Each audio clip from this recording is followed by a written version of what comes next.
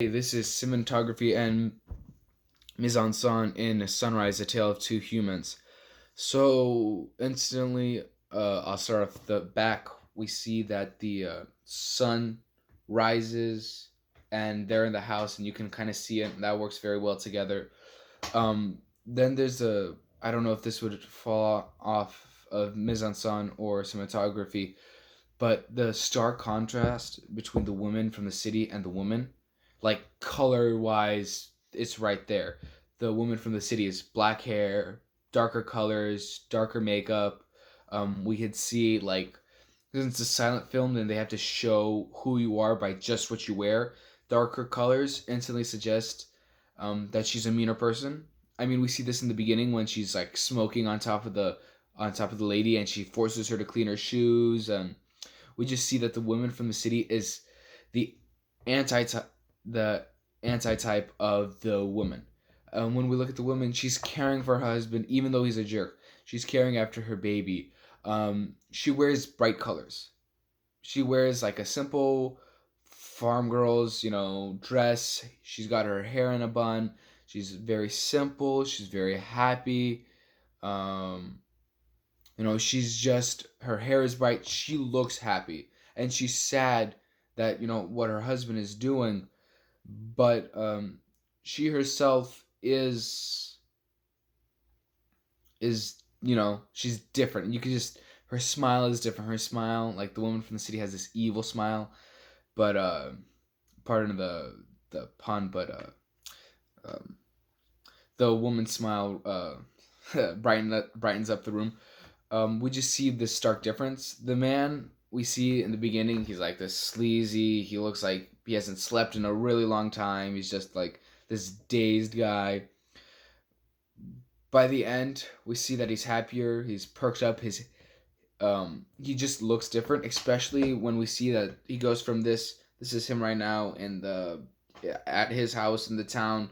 He's like, just sleazy. He looks bad. And then when he comes back from the town, he's got a haircut. He looks nicer. He's smiling. He's happy. He goes through this big, big difference from what he was before. And what contributes to this is the bell. I feel like the bell is his conscience, or like an idea happening. Uh, so the church bell reignites the relationship. The man kind of, when the bell goes off, he has this realization of like what he's doing. Um, like right when he's about to do it, we hear this bell, and then he instantly starts rowing back to shore like crazily because he realizes what he's doing. Um, that works really well, especially when the woman from the cities, couldn't she get drowned, and then there's that special effects of the drowned like coming down sinking. That works really well. Also, some cinematography, or no, some mise en scène is the shadows, especially in the beginning when the woman from the city and the man, they meet in the pond. The shadows, like, it's just like dark colors. It's just like we could tell that something bad's going on, especially with the music and the orchestra. Like with her, it's like dark and just like foreboding, and then with the woman, it's happy. She's happy, but even we can see during the boat, like on the boat ride there, she's happy, he's not, but there's this dark suspenseful music, and it helps us show us like what is going on, because this movie, it doesn't have words. It only uses what we can see to help make this movie stronger.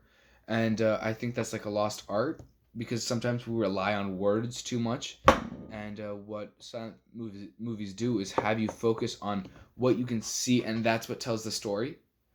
That really helps. Along with the town, we can see some German expressionism there, especially with the carnival, because it looks hand drawn, and it's just like all this weird stuff going on.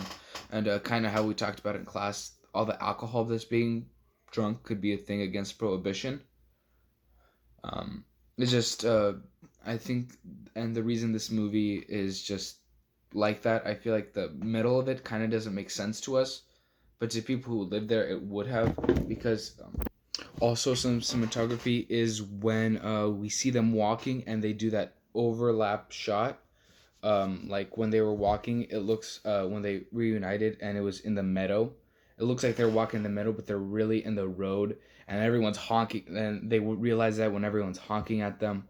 So it just kind of like just shows a lot of stuff for us to see.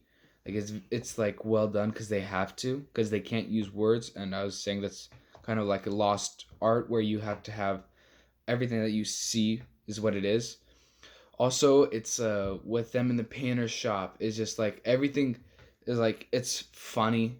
Like it just like it just shows you a different relationship, especially like how their faces look. Like it goes from like this like angriness and like this kind of like foreshadowiness to like being a happier thing.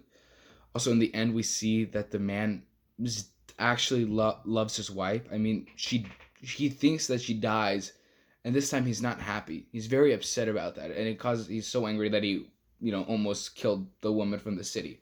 We just see this shift in character, and I think it's wrong that the man did this because it's murder.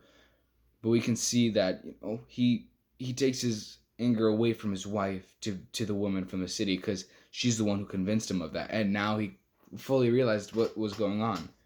So I think that is some mise en scène and cinematography in this movie.